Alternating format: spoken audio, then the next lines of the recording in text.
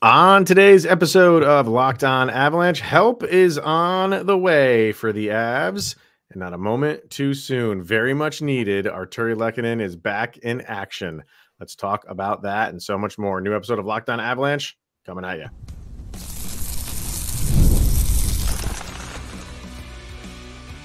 You're Locked On Avalanche, your daily podcast on the Colorado Avalanche, part of the Locked On Podcast Network. Your team every day. All right, everybody. Welcome to the Locked On Avalanche podcast, part of the Locked On Podcast Network, your team every day. I'm your host, Chris Maselli. With me, as always, Mr. Shaggy Von Doom, Kyle Sullivan. Thank you for tuning in, making it your first listen of the day. Always appreciate it. And make sure you're following us on our social media outlets, LOPN_Avalanche on Twitter, X, Locked On Avalanche on Instagram, and Threads. Questions, comments, concerns, and opinions, lockedonavalanche@gmail.com. And follow us on our YouTube channel. Hit subscribe, get notified when a new show goes live. Make sure you are subscribed to our subtext as well. Link to that is in the show notes below. And when you do chat with Kyle and I one-on-one, we get your opinion, everything Avalanche related, which we share on this very podcast. All right, sir, Avalanche back in action Tuesday night against Seattle. We'll get to that in a little bit. We'll take it like we do over the course of the entire season. We get to a new month. We take a look at the schedule in that month, and it's a daunting one for the Avalanche. So we'll take a look at that. But where we're going to start with one of the games that the Avalanche are going to play. I said the Seattle. We'll talk about that later. But who's playing in that game is a big deal, and we know all the guys are out for the Avalanche. Maybe hopefully this is the start of that tide turning and guys starting coming back with Artturi Lehkonen. He's back in action. He will be back in action Tuesday night against Seattle. We saw this coming maybe about a week ago, where that it was like the target date, and Bednar said we're thinking Tuesday for him, and that's been confirmed. So it'll be his first game back of the season, and it's needed. It is much needed. So just the what you're thinking on him, just returning to the lineup, what it means for the team. It has been such a long time since we've seen Artturi Lehkonen. Like last year, he had 45 games. It's 63 before that. It's one of those things that when he returns, it's a bright spot. I would like to see this be just stay with us for the rest of the year, Artturi. Yeah. But this team needs you right now, and what he does, how he fits in this offense, it's what this Avalanche team needs is just an additional motor, an additional battery to get things going. And it'll be nice for this team to watch somebody come back instead of leave the locker room doors and never return. It's so true. Just the morale of having anybody return to the ice, but when it's him and this team knows the importance of what he brings to the team, that's just going to be a jolt of energy for this team. And you know, that crowd is gonna love it too. So it's everything. You know, that's you're going, and I'm really interested to see how they handle him. I gotta feel like if he's back, you know, there's not any training wheels here. Like you're probably going right up to the top line. You know, what are they going to do? Why would they drop him down to any other line? So I don't really see that happening. I think he's right on the top line. I think he's right on power play unit number 1. You're ready to go. Then you're ready to go, dude. Like we got to throw you in. We don't have time for this. You know, there's going to be growing pains. Well, not growing pains. I shouldn't say that. The whole rust thing. There might be that's natural. But I think, you know, he's ready to go. That should wear off relatively quickly. And this is like riding a bike. You'll get back into game flow, hopefully quickly. And I think you're going to see it's like he never left after maybe a couple shifts. Just get him out there, get him, you know, game speed. And then you would expect him to be like, hey, everything that we need from you, you're going to be with the top line. You're going to be playing top line minutes. So, and that's exactly what they need from him right now, because if they had a fully healthy team, maybe you can ease him back in for a game. And maybe that's unfortunate to him, but I don't think they'd put him out there if he wasn't capable of accepting that role. No, you're absolutely correct. This is almost a perfect storm for the Lekkinen return because it's against Seattle, it's nice. A little bit of bad blood there. And honestly, who's going to contend to take that spot on the top line other than Artturi Lehkonen? Like Miles Wood is dancing around on the IR. So you want him up there. And what better way to rocket you right back to game shape than playing right beside Nathan MacKinnon and Mikko Rantanen? Like this is what you want. Like they'll catch you right up. And he's honestly needed without Drouin for such a long time. That additional spot on that top line has been the question mark. Who's going to be there tonight? And this feels like a foregone conclusion on where he should be. How long is going to be a question. I wonder, and you've been hearing the reports that he's been ready to go. He's been waiting on the doctors to give him a date. So it feels like ready. And like to your rust comment, it feels like he's eager to get there. I don't know if he's as rusty as we would like to think because it's like he's gearing to go, just hasn't had the date yet. Yeah, it's kind of funny. Like he no longer wanted to wear the red practice jersey, and didn't know if that was more of like I'm more ready than you guys think I am, or I'm just tired of wearing this thing, or maybe it was a combination of the two. So if it was like I don't need the red jersey anymore, throw me a colored jersey, then he's for the past week plus seems like he's been practicing at normal speed. So I'm not concerned about, like I said, if there's any rust, I feel like that's just going to be a shift or two. Yeah, because he's been practicing and he's a vet now, so he knows what to expect. I'm looking forward to this, and because on top of everything else, it is needed. This team needs some good news of guys returning. And when they just see him out there, I just think that just the morale of this team is just going to go through the roof. So I think you're going to see that, and that just trickles down to the other lines, right? So we'll see how this goes. And obviously we'll be talking about this on tomorrow's episode, see how the game goes, talk about that, and especially him. There's another guy who is back at practice, and that is Valeri Nichushkin. Now he's been back in Denver, but he's been, by himself. He couldn't practice with the team. League said he can now practice with the team, and we are getting, ever so closer to that date where he is reinstated by the league. And Bednar even said, we're expecting when that is lifted, which should be November 15th, they have a game that day. He should play that day. So just so happens that the day that you're expecting this to be lifted, they play. And it's, with him coming back to practice now, you got 11 days. So you got a week and a half to really get in practice sessions with the guys. So he's another one. When it's his number is called and he can come back on the ice, he's out there, and that's another. So within 2 weeks, you should be getting two really big pieces, at least two really big pieces back. Obviously, Lekkinen Tuesday night, and then the Nichushkin in about a week and a half. So good news here for Avalanche Nation to get one guy back, another one on deck. And see, this is a different kind of return because Nuke, when the Seattle game is over, you're now in single digits when it comes to Nuke's return. And this isn't like the Lekkinen return where you're talking about possible rust. How long is he out there? Nuke got sidelined because of the test. He's not hurt. Right. He's going to be 110%. Yeah. He's rested. He's had an off season. He's ready to come back. And I know we talked 100 million times during the off season. What should you do with Val?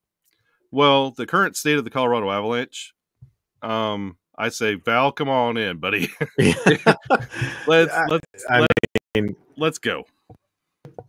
I've always been on that side. I get why there's other people that are not, but the Lekkinen return on Tuesday is going to be, the roof is going to get blown off ball. I'm curious to see what the return is for Val. I think he'll get a warm welcome. I think the Avalanche have done a good job of kind of putting it out there that when he's ready to go, we're welcoming him back. And I think that was, for the Avalanche fans to hear that too, to say, like, when he does come back, we're accepting him. You guys need to as well. I know what he's made you feel, and I know what he's done to this franchise, but he's a part of this team. We need to welcome him back, and that includes everybody. Now, everybody's up to their own devices on whether they want to do that or not. And the 15th is a home game. That is a home game. If it was on the road, it would be a really interesting to see the reception he would get. But it is still, I'm sure you're going to get a smattering of boos. I'm sure you're going to get that because people are kind of dug in on this and still just are unforgiving. But I think the majority of people will be. And I don't want to get into the whole, like, if he does it again thing, because trust me, we'll get to that playoff time. If the Avalanche can get a playoff spot at this stage of the game. But there'll be plenty of time to talk about that. But I am looking forward to seeing what kind of return he gets as well. I think, honestly, at this point with the Avalanche season, I think the coldest reaction he should get is a golf clap. I don't think there should be boos because being under 500 sure makes the heart grow fonder. Yeah, the mindset changes a little bit for some people, possibly. Yeah, but I think there's no debating two huge, guys, roster guys that contribute to this team. What they do for your team is massive. Yeah. So getting two of them back relatively close to each other is a big deal. So let's talk about the schedule. Like, what is this schedule looking like? Like I said, Lekkinen is coming back at a great time. The Avs need bodies back. He's the first of them coming back. But, we should be getting more guys, hopefully, in this month, other than these two. We'll see. But what does this schedule look like? It's a little bit of a gauntlet. So let's get our first break in, and we come back. We will discuss this November schedule for the Colorado Avalanche. First, we're going to hear from Indeed because we're driven by the search for better. But when it comes to hiring, the best way to search for a candidate isn't to search at all. So don't search, match with Indeed. Indeed is your matching and hiring platform with over 350 million global monthly visitors, according to Indeed data, and a matching engine that helps you find quality candidates fast. So ditch the busy work and use Indeed for scheduling, screening, and messaging so you can connect with candidates faster.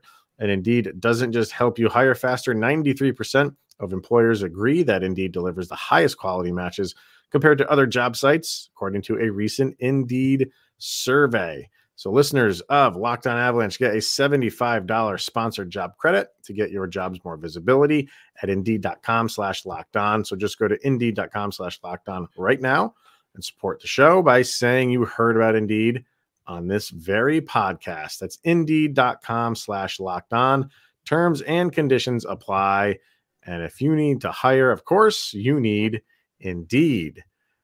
Also, brought to you by FanDuel. So get ready to tackle the NFL action with FanDuel, which is, of course, America's #1 sportsbook.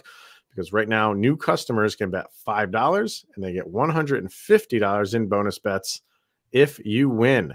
The FanDuel Sportsbook app gives you everything you need to place live bets on the NFL all in one place. So when you get a hunch in the middle of the game, you can check out the latest stats, view live play-by-play, and so much more on the same page where you place your bets. Just visit FanDuel.com to join today, and you'll get started with $150 in bonus bets if your first $5 bet wins, and that's over at FanDuel.com. Never waste a hunch and make every moment more with FanDuel, an official sportsbook partner of the NFL.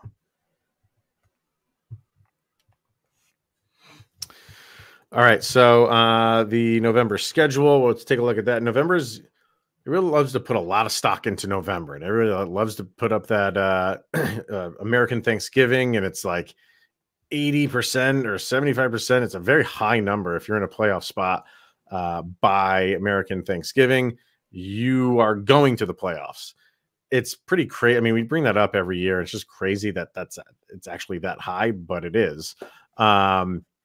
And where the Avs stand, and we said this. I said this in the crossover we did yesterday with the ladies over at Locked On Predators. I'm not so much concerned with where the Avalanche are in the standings. If you want to hang your hat on that American Thanksgiving thing, go for it. I don't want to do that. I'm really just more concerned with how they're playing. Because if they get these guys back and if they're playing good hockey, I'm not concerned about how the rest of the season will pan out. I think it'll pan out just fine. So I want to see like how this month is starting. We know we're already a game into it. We know how it's starting. How does it end? I'm going to be really that's where my focus is going to be. I'm not going to completely ignore where they are in the standings, but I'm more concerned about, are you playing good hockey heading into December? And see, that's the thing with this November schedule. It doesn't allow you a lot of easy matchups to find your identity. They're going to have to hit the Seattle game and really build off this for the rest of the month, because you're not going to get easy matchups where you could kind of tinker around and get creative. No, you've got to start winning shift by shift and build on it that way. You can't just take periods. Like, it has to be whoever's in this lineup, they have to start building now, because you wasted the month of October. Well, I wouldn't say you wasted it. I mean, you finished at 5-5. So I mean, I guess you could say you wasted it in the fact that like you didn't get to where you wanted to be. But all things considered, I think you're okay. You're okay right now. So I don't want to say it's a waste, because and you also got guys that some guys that don't have a lot of NHL experience. You got that. There's some positives that you can pull out of it. Very few, but you can pull some positives out of it. But I get what you're saying. Yeah, because you're going to want that Columbus game back. You're going to want that Chicago game back, especially when you're going through this gauntlet that we're about to go over. You're going to look back at October and just wish that, 2 points there would have made this a lot easier to swallow. Let's bring it up. If you're over on YouTube, we got it on the shared screen. Let's see, we'll leave it just like that. That's fine. All right. I cut off the top game there, which was the Nashville game, obviously. So that's your schedule for this month. And there's a lot of games there. 14 games in total. A lot of red, which is your home games, but also a lot of white. So you're pretty much splitting it right down the middle here. The thing that really stands out to me is that last week in November. That is a run right there, man. So you start on the 23rd of November. You're on the road. That's the end of a 4-game East Coast trip that starts earlier that week with Philly, and then you have 2 days off and you play Washington. And then on the 23rd, you play the Florida Panthers, and then you play Tampa. Those are obviously both on the road. And then you come home for a game against Vegas, and then you end the month on a back-to-back on the road against Dallas, and then at home against Edmonton. That is a week of, we're going to see what you're made of. Florida, Tampa, Vegas, Dallas, Edmonton. I defy anybody to have a tougher stretch than that one right there. I think anything in this month, there's not, you can look at the schedule top to bottom. There is not it's just the insert team name here. Like, this is a rough schedule. Like, there is not a night off, because I know everybody's looking at Washington and typing away in the comments. So, but they have Washington twice. Has anybody checked on Washington lately? Not bad. They are playing really good hockey. The Kings, they are still heartbreakers. Florida, they have a reputation. Tampa, they've already shown what they can do against this Avalanche team. Like, you're seeing foes again for the second time. And like that October, those are foes that you would really like to have those 2 points and a little bit of swagger. You have to fight every single night of November and stay healthy. So it's a rough month. And starting with this week, you have Seattle, who's one of your maybe easier game. Maybe Seattle and Philly are really like your easier games, and nothing is easy right now for the Avalanche. So take that comment with a grain of salt. But then right now you have a day off, and then this week you're finishing this week against Winnipeg, who's just gangbusters right now. And then that's in Winnipeg, and then you're home against Carolina. So after that Winnipeg game, you have 4 games in a row at home. Avs have not been good at home this year. No, that's no secret. That's no secret. I mean, the record is what it is at home. It's not good. So you have Tuesday against Seattle, you get a win. You put one in the win column at home. And then you have 4 games in a row at home. You want to win. God, I hate to say it, man, but you got to win at least 3 of those. Yep. You got to start turning this home record around. And that's a good opportunity to do it. And then you follow up 4 straight home games with 4 straight road games. So it's like boom or bust when it comes to home and on the road. And then the month, like we said, like kind of back and forth, but a back-to-back. And it's a road home back-to-back, Dallas and Edmonton. So tough schedule. And you're I even said on the crossover, if you listened to that yesterday, like I don't see the Avalanche making headway in terms of the division because you don't play a lot of division games. You play Winnipeg, you play Dallas, you play Nashville one more time. That's it. And when you have a lot of games in the month and you're playing a lot, you only have there's twice where you have two days in a row off. That's when you're done with the 4-game home stand, you have two games off and 2 days off, and then you play Philly and then 2 days off. So in 5 days you play 1 game, which is nice, but everything else is every other day or the back-to-back. It's a tough month for the Avs, no doubt about it. And I hate to break it to everybody, but at time of recording, the Colorado Avalanche sit in 7th in the Central Division. Who's in last? Nashville, who just beat you. Yeah. And Chicago they're sitting right ahead of the Colorado Avalanche. The Avalanche are past 500 hockey in 10-game stretches. They got to start accumulating points now, and they got to start doing at least, like, in these 10-game stretches, come out 75% with a win, because you got to start climbing up the Central now, because you're starting to sit in the basement with 500 hockey. With Winnipeg coming up right after Seattle, you have to start building now. And teams are not going to go light on you. You're the Colorado Avalanche, right? Like that. You still have that. You won a Stanley Cup not that long ago. You have all-world players on your team. So you going in, that's going to be a lion's den going into that Winnipeg game. Like they're coming after you. They want to keep their hot start going.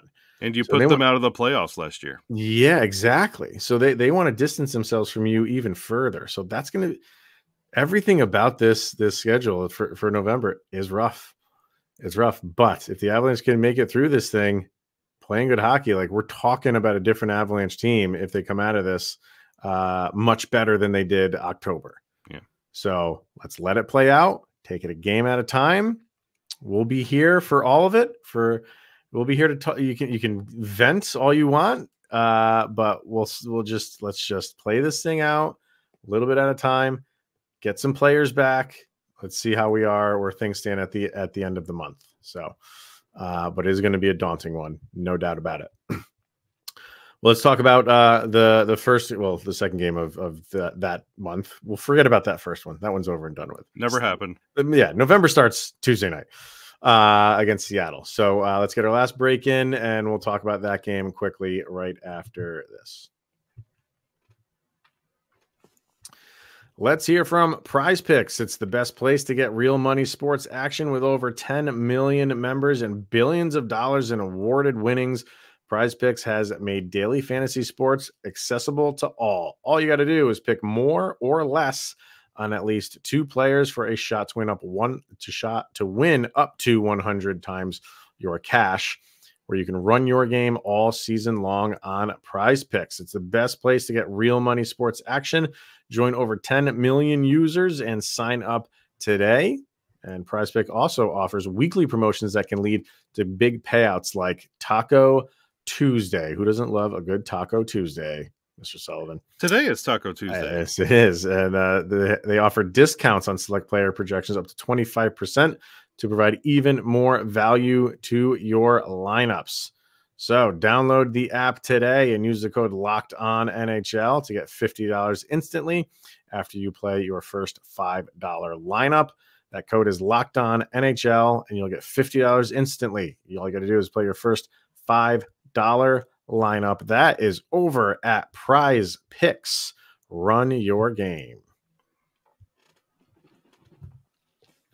All right, so we talked about the schedule, and that's again, we're ignoring the Nashville game, even though we probably shouldn't do that, but we're going to do that, and we're focusing in on, like I said, one game at a time. Start with this one against Seattle.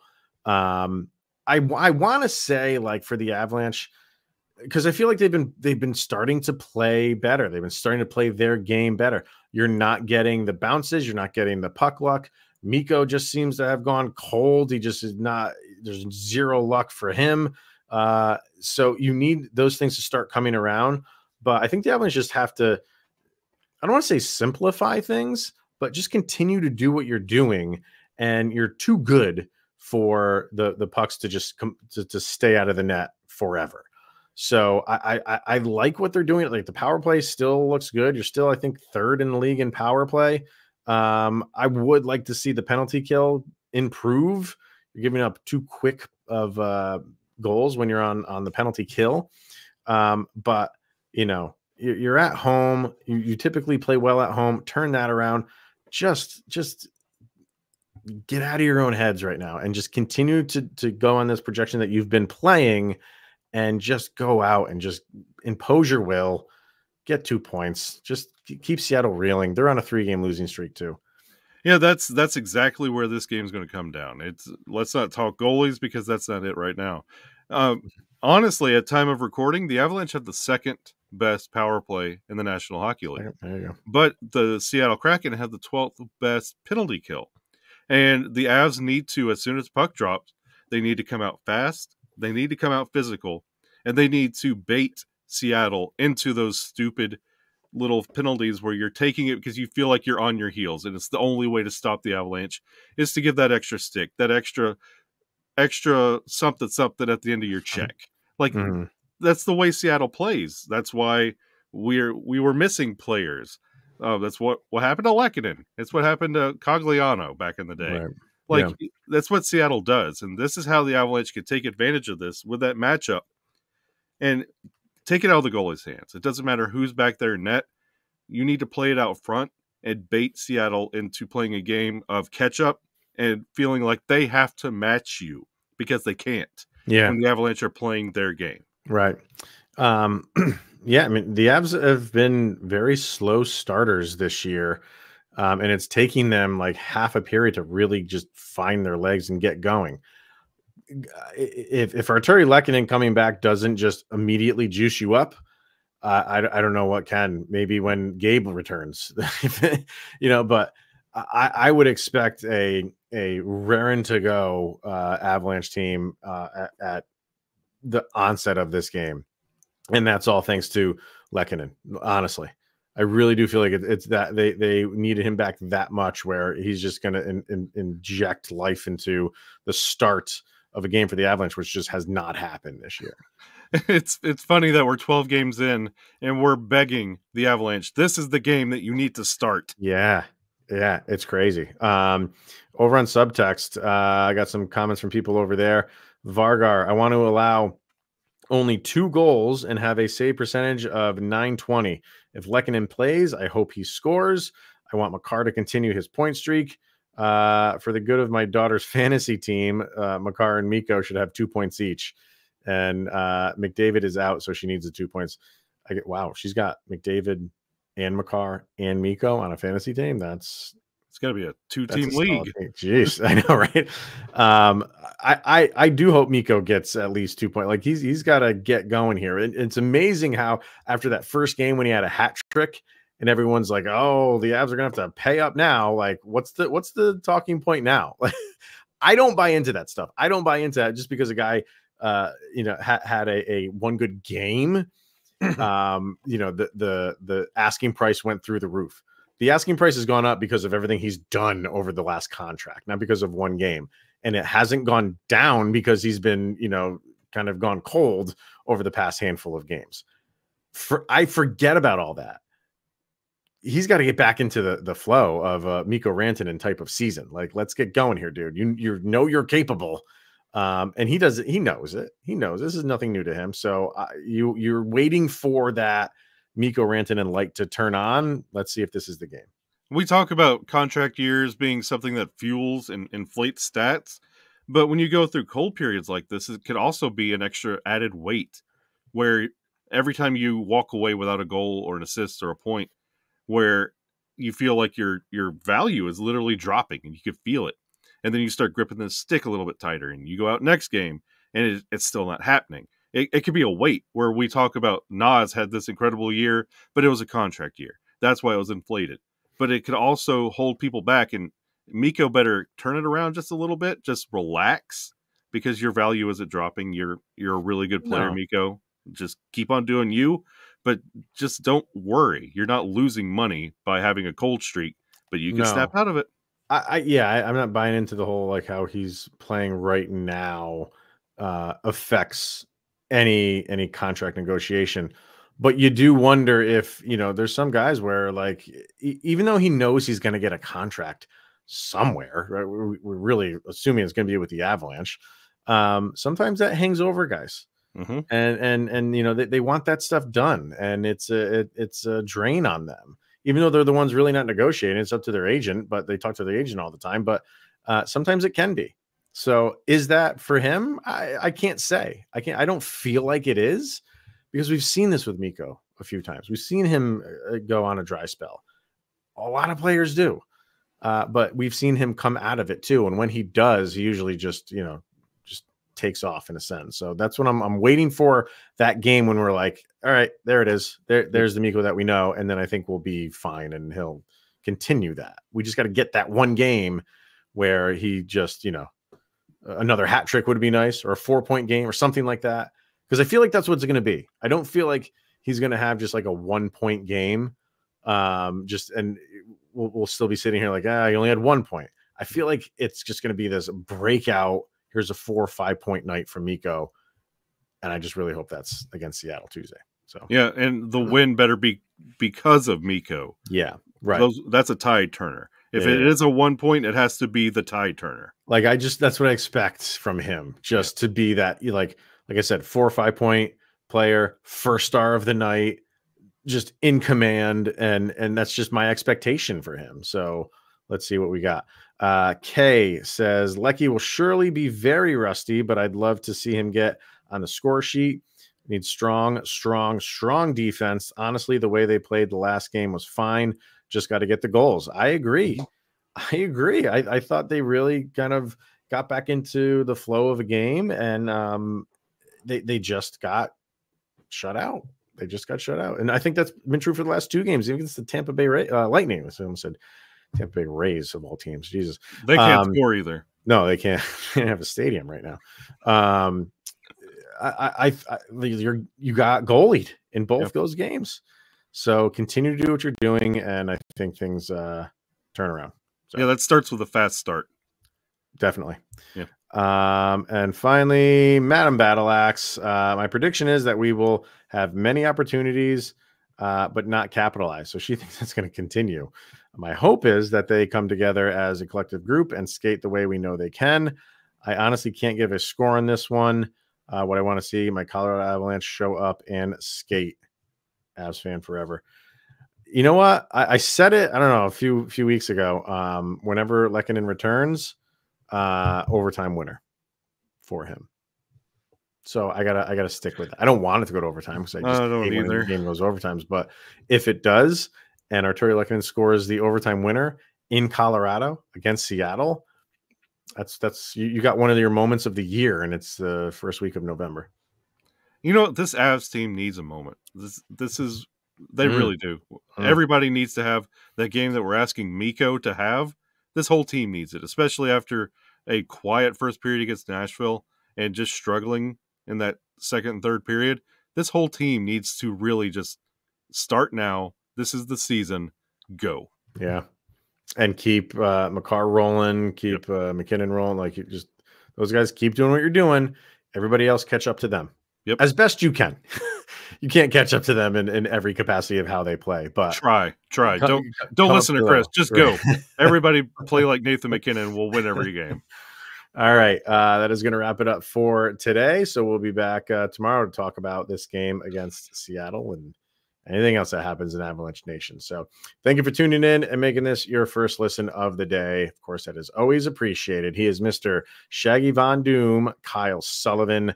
I am Chris Maselli. This is the Locked On Avalanche podcast. And guess what, people? You just made it through another 24 hours where Sidney Crosby is one day closer to being a Colorado Avalanche.